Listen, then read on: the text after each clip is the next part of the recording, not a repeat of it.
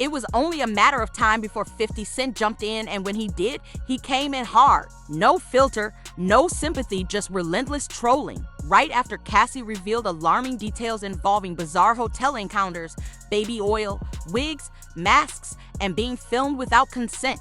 Is very detailed information about what she says Sean Combs was having her participate in. And these are those freak-offs and how he would be providing her with drugs, suggesting that she take the drugs.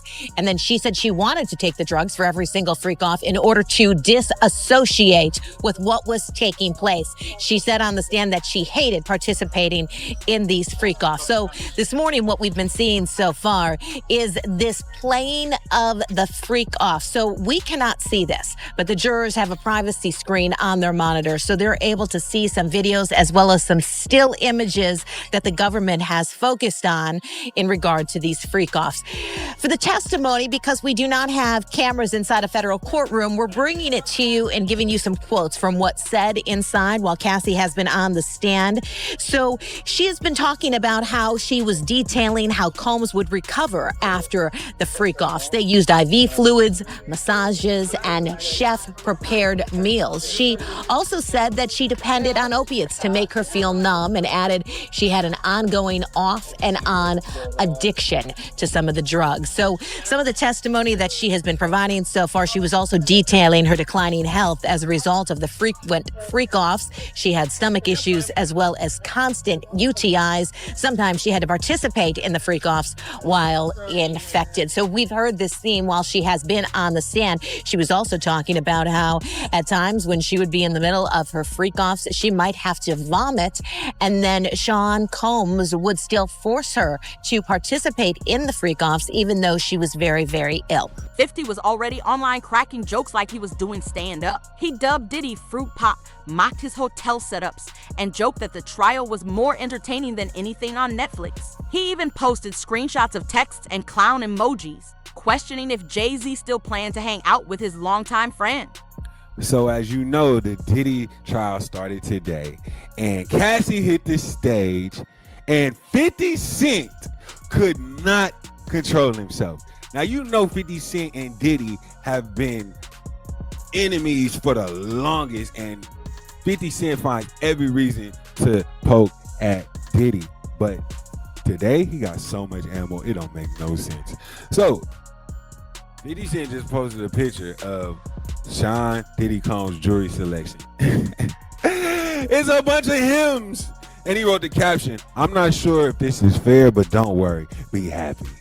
He's a fool. 50, you out of control for that. Then he goes on and posts this picture. "Your Honor, this theory of Cassie kicking Diddy's ass, I'm not buying it." Yo, he's AIing pictures of himself in the court. That's crazy. He also decided to hit him with this. Yo, this guy's out of control. "Diddy said in your mouth, shaking my head." Yo, Diddy. You gotta. Then he gonna post this. "Down on your luck? Not feeling good today? Well, look at the bright side. You could be Diddy. Chin up." So 50 Cent he has unlimited ammunition now, especially considering the fact that this trial might go on for who knows how long. But here's what people are missing beneath the surface of the humor. This trial is deeply serious. Cassie described being recorded, degraded, and exploited. 50 Cent isn't just poking fun at Diddy, he's taking aim at the entire industry. The silence, the fake friendships, the false loyalty. This isn't just tabloid fodder, it's a reckoning. And Cassie's testimony is shedding light on genuinely disturbing realities. Because the idea on the defense side is to say that Cassie Ventura was not coerced into these sexual encounters with male prostitutes under threat of violence or humiliation the way prosecutors describe, but was a willing, even eager participant in the swingers lifestyle that they say Sean Combs led. Aaron, there was also some pretty surprising testimony today about Combs's drug use, allegations that he was addicted to opiates and at one point overdosed. What did we learn? Well, this was part of the defense strategy, to concede that he's a drug user. Now, maybe the public didn't know the extent but the defense was pretty frank that at one point he was addicted to opiates. At one point he flew to Mexico to try what Cassie Ventura called a plant medicine type remedy that's not legal in the United States, that the two together tried just about every drug, MDMA, ecstasy, ketamine, that the night of the now infamous freak-off in 2016 in the Los Angeles Intercontinental Hotel, where an assault was then captured on video, that maybe Combs was high on a bad batch of MDMA. But the idea here, Eva, I think, was to say that the violence from Combs was not to coerce Cassie Ventura into sex. It was the result of drugs, or, in another aspect, was the result of jealousy and her infidelity. Because we also heard today, Eva, about her dating Kid Cudi and about her dating the actor Michael B. Jordan, and how that led to some pretty scary arguments, as Ventura put it, with Sean Combs. Diddy built his image on mystique and control. But now that empire is unraveling through court documents, headlines, and yes, even 50 Cent's Instagram feed. When Cassie took the stand, the courtroom went silent. No music, no distractions, just her voice. Calm, but cutting. She spoke of being drugged, trafficked, and pressured into disturbing role-play sessions with strangers, while Diddy remained in the background. The prosecution's star witness taking the stand, but it was more than that. It was how Cassie took that stand. You could hear a pin drop when those doors opened, and a visibly pregnant Cassie Ventura walking past a man she had not seen in 6.5 years. A man she says violently abused her for a decade. A man the prosecution said trafficked her. Well, she sat across from him, placed her overcoat behind her, turning her body slightly toward the jury, rubbing her pregnant belly throughout her testimony. Diddy, well, he was more fidgety than he was the day before. He was passing notes. He pushed himself away from the defense table and largely sat like that. They never seemed to make eye contact with one another, not even after she was crying about having loved him once and planning and participating in these freak-off sex parties because she feared him and she wanted to make him happy, but feeling worthless, feeling disgusting because she didn't want to do it. Now, with each moment, the testimony became more and more graphic. Her delivery, though, it never changed. It was matter of fact, steady, calm. At times, she was even critical of herself, walking us all through how a 10-album record deal came over a 10-year period of abuse and sexual humiliation. And once you hear Cassie's testimony, you'll understand why the courtroom was so tense. She described the freak-offs in lurid detail. She testified about Diddy, who she called Sean, choreographing it all. And she explained a pattern of physical abuse that she could not escape. Cassie told the jury about one freak-off at a hotel where Diddy told her to get into an inflatable pool filled with warm baby oil. The prosecutor asked, "What concerns did you have about not getting into the pool with baby oil?" Cassie responded, quote, that, amongst other things, just his temper. If that is something that he wanted, Sean wanted to happen, that was going to happen. There wasn't another way around it. And this wasn't an isolated event, it was a repeated pattern. Lights, wigs, cameras, it played out like a disturbing music video no one asked for. Meanwhile, 50 watched from his phone, eating popcorn and tweeting updates as though it were a live match. You heard what he just said, right? He's like, yo, certain things they let it go by because it's Puff. Like they would look, like he would say stuff, and it's like he wasn't like in the closet, he was like in the hallway. Now you see so much shit that you go, wait. No, this was visible, He was in the hallway. We saw the video. We saw that video. It comes out later. You're like, that's not the closet. That's the hallway.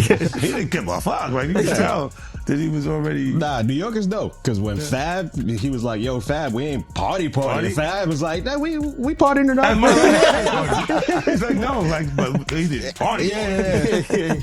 And I'm like, yo, they let that one go? Like, I had to say something about it later because I was like, oh, it was first. What does it feel like all these years, you being the only one calling this out? No, I look like I've been the crazy guy for a long time. They said you're a hater. They said you're crazy. You do this, yeah. And now everybody's complaining. My is hurting. Like, this all this shit. It's coming. 50, you can't make jokes about it. No. The internet might come for you, bro. All I'm saying It is, might come from you. you see it now. All of these complaints. People were damn, they were raped and pillaged. This was never going on. Right? And what do I get for I went through years of a hater. You're a hater. You want this and that. I'm just watching. Like, I look at things and go, when you see the new lawsuit coming with Jay, the part with Jay, I go, oh, shoot. Like, then I think about it, I go, that had to be there. So when I was saying that he was missing, he just wasn't actively being out there because they was dealing with that. Wait, do you think there's truth to the Jay thing? There's no way. Know. Like that, look, you know what's ill? Like if you say, I have this thing where I'm conflicted when it takes you 20 years to remember something that happened to you. But 50 didn't just stop at jokes. He began calling others out too. He questioned why Jay-Z was still associating with Diddy. Then he turned his attention to other celebrities who had stayed silent. You all knew. He wrote, you just didn't care until the proof came out. There have also been whispers that Jay-Z may have been aware of or involved in some of Diddy's behavior. And a federal judge has ruled the woman alleging she was raped by Jay-Z and Sean Diddy Combs can remain anonymous. The woman says both men raped her at a party when she was 13 years old. Jay-Z's legal team had fought to get the case dismissed, arguing his accuser should have to reveal her name. But the judge disagreed. ABC's Morgan Norwood has the latest. A legal victory for the woman who is suing Jay-Z for allegedly raping her when she was 13. A federal judge ruling the woman can proceed with the case while remaining anonymous, at least for now. But the judge also chastising the lawyers representing Jay-Z, accusing them of trying to fast-track the judicial process by repeatedly filing motions to reveal the identity of the Jane Doe to have the case dismissed. The judge writing in a 5-page brief that the Carter's lawyers' relentless filing of combative motions containing inflammatory language and ad hominem attacks is inappropriate, a waste of judicial resources, and a tactic unlikely to benefit his client. The court will not fast-track the judicial process merely because the counsel demands it. This latest legal twist coming after the recently filed civil lawsuit by Jane Doe, claiming that Jay-Z, whose real name is Sean Carter, and P. Diddy, drugged and raped a 13-year-old girl at an after-party after the MTV Music Awards in 2000, while an unnamed celebrity watched. Jay-Z has vehemently denied all the allegations, putting out this statement 2 weeks ago, writing in part, "This is a blackmail attempt." The multi-platinum artist, who was 30 at the time, now a business mogul with decades of hits to his name, with songs like Run This Town. We are, yeah, I said it, we are. This is Rock Nation, pledge your allegiance. His attorneys have denied everything about Jane Doe's account and pointed to some alleged inconsistencies in her story. It's not just that this story is a lie and that it's not true. It's provably, demonstrably false. This never happened. The judge writing that while Jane Doe can remain anonymous for now, she may be required to reveal her identity at a later date to allow Jay-Z's lawyers to collect facts necessary to prepare for trial. Oftentimes, when someone is accused of a crime like this, the accuser doesn't want to be named, and if they are forced to be named, we have seen certain people decide to drop the lawsuit altogether. Morgan Norwood, thank you. And Tony Busby, the lawyer representing Jay-Z and Diddy's accuser, says in a statement to ABC News, quote, "I will say that the coordinated and desperate efforts to attack me as counsel for alleged victims are falling flat. We won't be bullied or intimidated." And we did reach out to Jay-Z and his team, but did not get a response. The most unsettling part, Diddy hasn't responded. No posts, no statements, just sitting quietly in court as the public scrutiny grows and 50 dominates the narrative. Each day, new details surface. Cassie's testimony shook the courtroom, but 50 made sure the public couldn't ignore it. While Diddy's team frames it all as complex relationships, 50 is making one thing clear: you're done, fruit pop, and the whole world is watching. You have something huge coming up, which is a documentary about P. Diddy, Puff Daddy, P. Diddy. Yeah. Did he do it, right? Yeah. I know you've been heavy on social media talking about it. He did it. And I'm the only one who's been vocal about this long before it actually. Oh, you've been saying this for a long time now. And then no one was, they're just, why is he saying this? And now it's coming out like crazy. I mean, but I also didn't participate. I also didn't go to those parties. Yeah. So a lot of the celebrity culture that you don't hear saying anything is because they participated to it. Was there a reason you never went to those parties back in the day? Obviously, I know what was going on there, but is there a reason you never did? I'm just not with all that freaky shit. Like all of the stuff that he's doing, I'm not into that type of stuff. I'm just a little more, maybe you could say basic or normal. You go to the 90s and Keefe D said he paid him to kill Tupac. Yeah. So look, like, you get the craziest accusations. You had TMZ created a docuseries. They went to Tubi, but the series is saying the downfall of Diddy. Now let's discuss what many are calling the real spectacle of the so-called freak-off rooms. And now we're learning about the supplies that were apparently used in the freak-offs.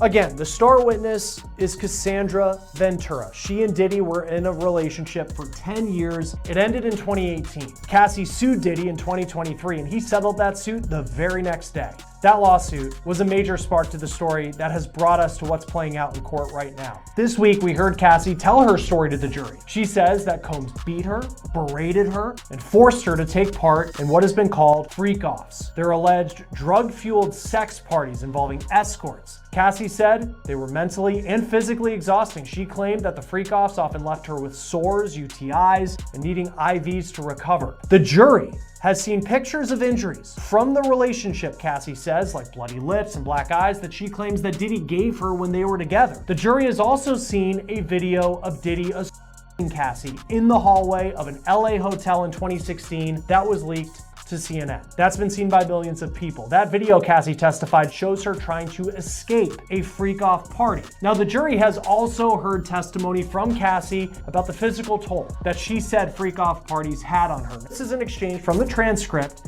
When she was speaking with the prosecution, she said, quote, "Occasionally, I would get sores on my tongue from the freak-offs, the taking drugs, substances, and just friction in my mouth." She says that friction wasn't just from oral sex, but also from having her mouth on things covered with oil and other lubricants. The jury, we know, has seen an image from the freak-offs, but we don't know what that image really looks like. Our reporter, who has been in the courtroom every day, says it was only shown to jurors. It was not shown to those who have been sitting in the gallery. The defense, in its cross-examination, has been having Cassie read dozens of text messages that she and Combs sent to each other during their relationship. Messages like this one, trying to show that she was a willing participant in the freak-offs. Combs asks, quote, "When do you want to freak off, LOL?" And then Cassie replies, "LOL, I am just going up to change and put my ring in. I just picked it up. I'm always ready to freak off, LOL, LOL." The defense is trying to paint Combs and Ventura's relationship as one that was far more loving and consensual than Cassie's testimony presented thus far, and also prove that she wasn't forced to be part of the freak-offs, but she was a willing participant, and beyond that, she often organized them, they say. That she was the one who contacted the escorts often and put these things together. Cassie stated that Diddy maintained a checklist. Nails had to be French tipped, bodies waxed, wigs prepared. Sometimes she wore masks, other times high heels and leather outfits. Meanwhile, Diddy played director, managing lighting, selecting camera angles, and distributing baby oil like it was hand lotion. But this wasn't some fantasy setting, it felt like confinement. Yeah, and that's, of course, makes things much more complicated because usually you try to, in the best case circumstances, you want to keep your personal life and your professional life separate. But here's an instance where it's one and the same. And so now you've got the cycle of violence where you have a violent incident, then I would assume, because that's usually how it goes, the perpetrator, Diddy in this case, would be like, "I'm so sorry, I didn't mean to do it. Oh my gosh, the flowers, the jewelry, all the other things. I really love you. This is never going to happen again." And of course, the survivor, because they are in love with the person, continues in the relationship. And then there's a period of peace. It could be months, it could be weeks, it could be a day. It all varies based on the relationship. And again, over time, that cycle gets tighter and tighter, where more violent events start to happen in a shorter amount of time versus maybe in the beginning of the relationship where there might be a violent incident and then the next one hypothetically could be a month later. So the cycle is basically the violent event, apologies, a honeymoon period, a build-up, and then another violent incident. And so she's been testifying about how he's brutalized her, but then again, you see them out on the red carpet, you see, her with jewelry and cars and all of these things, which is basically kind of like blood contributions, right? Because he's trying to get her to stay with him and obviously not report and not tell everybody his business. And again, a lot of this we saw in terms of the lawsuit, how quickly he settled, because he knew what was all going to come out, and he knew once the public started to hear about this was going to be very destructive for him. And of course, the law enforcement investigation really took it over the top. So I think this is going to be very much centered on the battered person's experience and having those experts really explain to the layperson how these types of relationships work. 50 Cent took all of this and launched a meme campaign online. What made things more disturbing were the text messages. Cassie testified that Diddy would send her midday texts asking if she was ready to perform if she didn't reply fast. Enough, his tone would turn cold and detached. One message reportedly read, "Who you wanted tonight? Want to call someone?" Cassie said she wasn't even thinking that way, she just wanted to be close to him. But Diddy constantly steered her toward others escorts, strangers. Months ago, 50 Cent had hinted at this dynamic, suggesting that Diddy and Jay-Z might rely on substances to experience intimacy with women. He's seemingly around Diddy. I don't know. That was a real suburb question. Yeah, I know, right? Proximity. And the proximity. Proximity. That's an SAT hit parade word. I learned that. Do you think he knew all of the shit that was going on? Then I was like I don't want to incriminate myself. I know, but the way he said it. Like I said. No matter how you answer that shit, you snitching. Yeah, exactly. That was a nice kind of question. Yeah. You asked the question like a fan. Hey, I grew up with white people, but the one thing I know is how to get a black guy in trouble. But it's a great question. Yo, just give him the Happy Meal before you ask him to snitch, bro. You're not worried that if you throw little and you don't throw out allegations, but like you kind of poke fun at them. You just ask questions. You're not worried that it comes back your way? Like people dig up your past and try to pull stuff up? I don't got that in my past. Everybody got a little bit. Look, like, not that it's real enough. I took a pill, but it was for me to perform better. For her to remember, buddy. I didn't give her a drink so she forget what the happened. What the fuck is going on here, bro? Yes, I took the drink. I gave me the fucking drug to perform. So she could remember and possibly love me for that. Did it work? What the fuck? Yo, bro, look, I'm doing pretty good. Like, I'm pretty good. You know what I mean? Like, but I'm just saying, this is the opposite of normal shit that we're talking about, bro. That is why. Well, I don't know why it's so hard for people so just for to people to feel weird like shit is you weird. would have something or you would have reserved energy because you feel like you was doing it too, then this is people that are looking on the separation between their hardships or their the things that they got going on that would be issues and what a celebrity's issues would be. Wait, what is that? They think all celebrities are doing the same thing. Yeah. Right, and when you see, if I wasn't saying anything, guess what? You could safely say that a person on the outskirts that is not involved in hip-hop culture could think that everybody in hip-hop culture is with that. Inside the courtroom, the testimony continued to grow more troubling. Cassie's words weren't a dramatic outburst, they were measured, steady, and deeply unsettling. She described how Diddy would record her with other men during sex acts. Sometimes he'd observe silently from a corner, other times he'd direct the entire situation.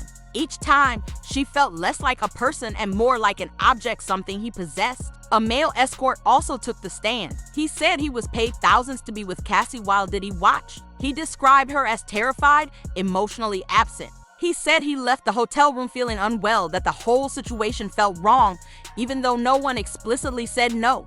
We're also expecting Cassie Ventura to take the stand later on today, which of course is going to be very interesting testimony to listen to. Oh, without a doubt, Kelly. As you know, she's key to this case. She really is, and her testimony could make or break things for the government and for Diddy. Tell me, just backing up for just a beat, you mentioned the witness on the stand currently, Daniel Phillip, the male escort.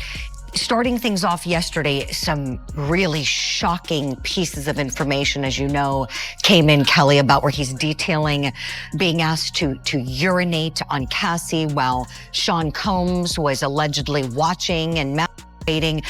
I'm curious if you noticed any reaction from the members of the jury when they were hearing a lot of that. So inside the courtroom there, everyone is being told they cannot have any outbursts or anything like that or any real reaction. So inside that courtroom, no. There also, Julie, is media overflow rooms. And inside those media overflow rooms, a lot of reaction. So the public is in there as well. The public is making a lot of reactions. You hear a lot of commentary when these details are coming out. Outbursts, the security is coming over and talking to a lot of the people, telling them that they have to keep it down. But other people inside the actual courtroom for the case where that's happening, no real reaction at all. But this testimony, as you mentioned, Julie, has been graphic in nature as he talked about, for instance, being asked to urinate onto Cassie, and he said she asked him to do that. He talked about Sean Diddy Combs being in the corner.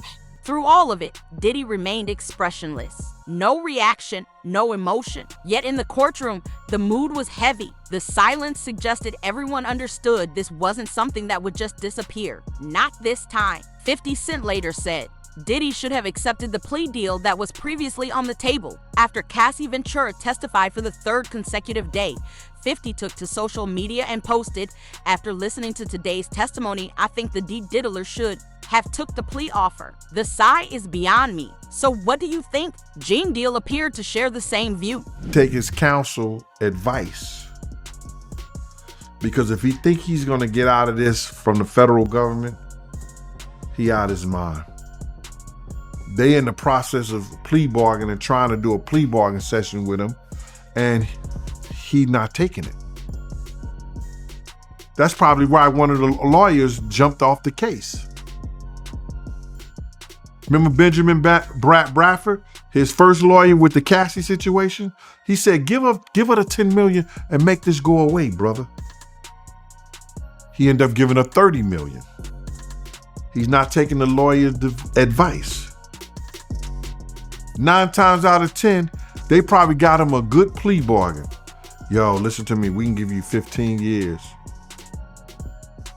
10 or 15 years. You do that, you come out, you only have to do like 12, 13.